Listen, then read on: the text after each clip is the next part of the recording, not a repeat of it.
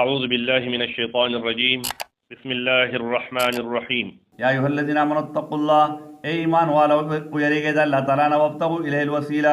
او تلاش کړئ د الله تعالی ته الوسیله د قرب ذریعہ د نږدېوالي ذریعہ وجاهدوا نږدېوالي ذریعہ سره عبادت دی وجاهدوا جهاد کوئ فی سبیله په لار د الله کې او دام الله تعالی قرب ذریعہ د جهاد کول لعلکم تفلحون دې د پاره تاسو کامیاب شئ جهاد په څو قسمه جهاد بالمال دی په مال سره جهاد کولی شي په نفس سره کولی شي په قلم سره کولی شي په ژبه سره کولی شي دا ټول جهادونه دي ان الذين كفروا بشک هغه کسان چې کافر دي لو ان لهم کچری وی دي د پاره ما فی الارض جميعا هغه څه چې پزما کې دي ټول ومثله معه او په مثل لدی باندې د سره یعنی د ازمګه جسدي او دور او سره نور کې او دې زو کې ليفتدو به چې دی په بدله کې ورکی به د دې دا مال ليفتدو به من عذاب يوم القيامت دا عذاب د ورځې د قیامت نه چې دې د هغې نه خلاص شي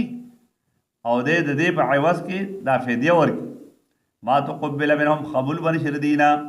ولهم عذاب علیم دې پر عذاب دردناک دی یریدون دی اراده لري ان یخرجوا من النار چې دی اوزي د اور نه وما هم بخارجین منها ان به دی وتل کې دا غینا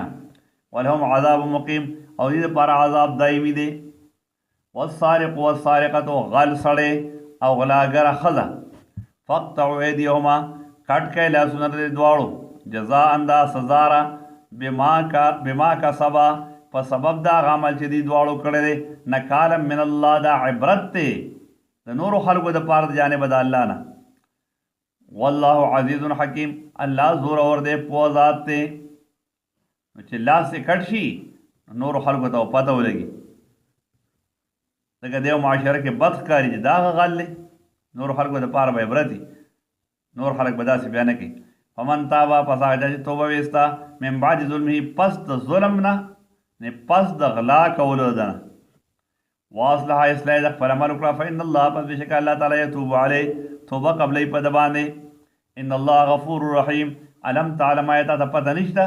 ان الله چې بشک الله تعالی له ملک السماوات والارض د دې الله د پاره د بادشاہي د اسمانو د ځمکې يعذب من یشاء عذاب بور کې هغه جات چې الله خوږي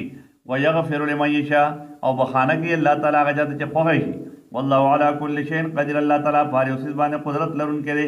یا ایها الرسول دا تسلی د پیغمبر علیه السلام ته یا ایها الرسول اے پیغمبر علیه السلام لا يحزنك الذين خفدين کی غمجن دي کی تعالی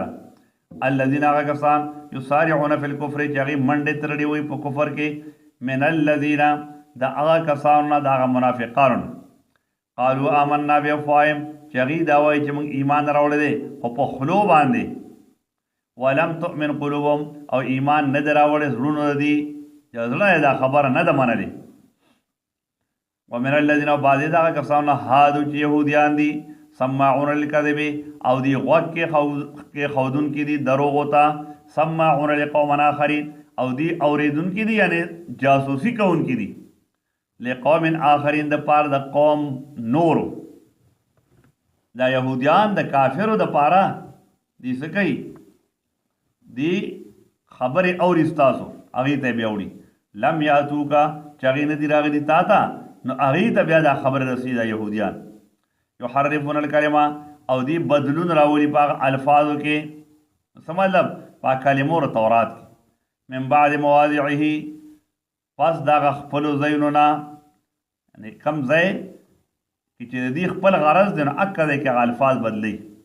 یقولون دی وای ان اوتیتم هذا کچره درکړی شي تاسو ته هاذا دا